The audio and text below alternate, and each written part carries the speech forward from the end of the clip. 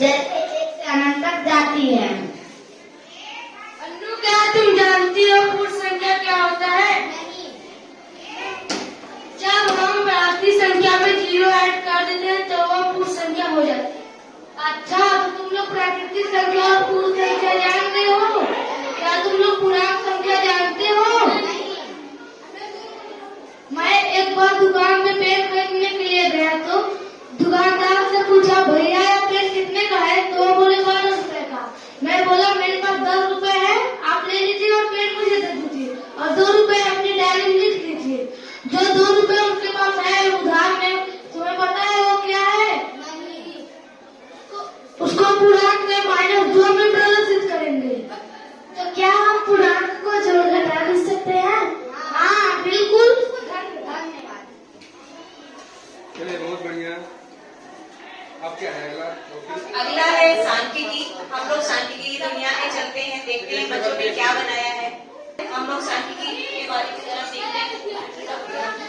ओहो, कुछ समझ में नहीं आ रहा है कि कौन सा बच्चा गणित के विषय में सबसे ज्यादा नंबर पाया है। रिया, तुम इस तरह के आंकड़ों को सारणी बनाकर करोगी तो यह ज्यादा स्पष्ट और प्रभावी रहेगा। वो कैसे, हमें भी समझाओ। देखो कैसे करते हैं। लेकिन रिया, कभी कभी हॉस्टल में बच्चों की पसंद नापसंद के भोजन बनाने में भी समस्या आती है, तो क्या तुम इसे भी सारणी के द्वारा दूर कर सकती हो? हाँ, देखो प्रिया, इस शैली मार्ग के द्वारा भी हम पता कर सकते हैं कि बच्चों की रुचि किसमें ज्यादा है। धन्यवाद। अब हम लोग बीजगणित अवधारणा की ओर बढ़ते हैं और देखते हैं बच्चे क्या बनाए हैं। यह बीजगणित अवधारणा क्या है? नमस्कार, आइए मैं आपको बीजगणित अवधारणा के बारे में बताता हूँ। हाँ प्लीज, बीजगणित अवधारणा की सहायता से संख्याओं के स्थान पर अक्षरों का प्रयोग करके मान निकाल सकते हैं। अच्छा अंशिका, तो तुम मुझे अज्ञात संख्या का मान निकालना सिखाओगी? हाँ, क्यों नहीं।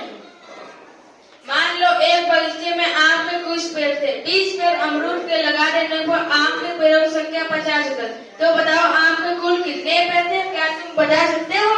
नहीं। माना आम के पेड़ों की संख्या x प्लस 20 बराबर 50, x बराबर 50 माइनस 20, x की वैल्यू 30। इस तरह के अज्ञात संख्याओं को मान निकाल सकते हैं। धन्यवाद। बहुत बढ़िया। अब हम लोग वाणिज्य गणित ब्याज, जिसमें हम लोग ब्याज सीखेंगे। चलिए देखते हैं बच्चे क्या बता रहे हैं। अरे लक्ष्मी, बड़ी परेशान दिख रही हो। मैंने 500 रुपए 12% वार्षिक ब्याज की दर से बैंक में 3 वर्ष तक के लिए जमा की हूँ। वही सोच रही मुझे कितना ब्याज मिलेगा। क्या तुम मुझे बताओ कि मुझे कितना ब्याज मिलेगा? हाँ, ब्याज बराबर मूलधन गुणे दर गुणे समय बटाकर 100 होता है। इस सूत्र के द्वारा तुम आसानी से ब्याज निकाल सकती हो। अरे भाई, से तो मूलधन और दर क्या होता है? यह तो बहुत ही आसान सवाल है, मैं तुम्हें बताता हूँ। जो पैसा जमा किया हो या उधार लिया हो उसे मूलधन कहते हैं। एक वर्ष प्राप्त के लिए ब्याज को ब्याज दर कहते हैं। अच्छा, मुझे समझ में आ गया। तो बताओ शिवम, मुझे कितना ब्याज मिलेगा? हाँ, तुम्हें 1 वर्ष बाद 180 रुपए मिलेंगे, बल्कि तुम्हें 3 वर्ष बाद 680 रुपए मिलेंगे। देखो, मैंने तुम्हारा सवाल निकाल लिया है। तुम्हें 180 रुपए मिलेंगे 1 वर्ष के लिए, परंतु तुम्हें 3 वर्ष बाद 680 रुपए मिलेंगे। ब्याज प्लस मिश्र धन, मूलधन बराबर मिश्र धन कहलाता है। अच्छा, मूलधन के साथ जो ब्याज प्राप्त होता है उसे मिश्र धन कहते हैं। धन्यवाद।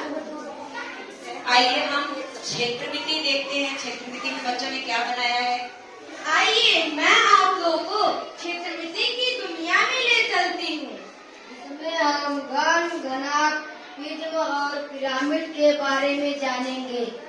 यह एक घनाक है। घनाक में कोण, शीर्ष और फलक होते हैं। चलिए कितने कितने कोण होते हैं, कितने क्षेत्र और कितने फलक होते हैं।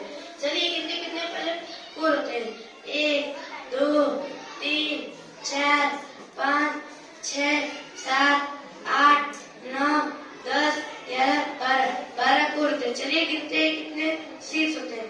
1 2 3 4 5 6 7 8 शीर्ष होते हैं। चलिए कितने कितने फलक होते हैं। 1 2 3 4 5 6 फलक होते हैं। एक नाम में 12 कोण होते हैं, 8 शीर्ष होते हैं, 6 फलक होते हैं। हाँ नैन्सी, तुमने जैसा बताया बिल्कुल ऐसा ही इस बोर्ड पर बना हुआ है। जब तुम लोग घन और घनाभ के बारे में इतना कुछ जान ही गए हो, तो क्यों न मैं तुम लोगों को इसके आयतन के बारे में भी कुछ बताऊं। यह देखो, यह घन और घनाभ का सूत्र है। इस सूत्र के द्वारा हम किसी भी वस्तु से घेरे गए कुल स्थान का माप निकाल सकते हैं। धन्यवाद। बहुत बढ़िया। अब हम लोग वैदिक गणित की दुनिया में चलते हैं, देखते हैं बच्चों ने क्या सीखा है वैदिक गणित में। नमस्कार, आइए मैं आपको प्राचीन वेदों से प्राप्त वैदिक गणित सूत्र की सहायता से गणना करना सिखाऊंगी। वैदिक गणित सूत्र ये क्या होता है?